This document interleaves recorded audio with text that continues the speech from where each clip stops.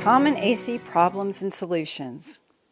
During the summer, when your air conditioner works harder and longer, it's more prone to failures.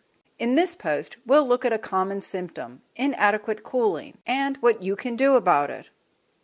If your system is working fine with no leaks or noises, but it is not able to maintain the desired temperature you set on the thermostat, especially during the hottest part of the day, it could be that your unit is undersized for your house.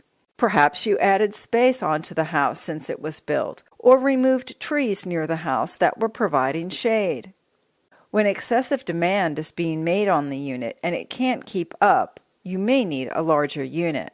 To delay having to get another system, you can add extra insulation, especially in the attic, and get double or triple paned windows with low E-glass to help improve the system's performance. Getting regular tune-ups in spring and fall also helps to maintain your system's efficiency so it will operate at peak performance.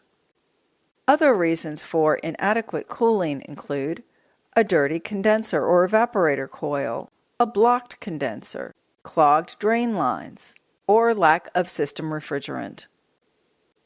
If you live in the Nashville area and are experiencing this or any other symptoms with your HVAC system, call on Interstate AC Service at 615-832-8500. We're here for you.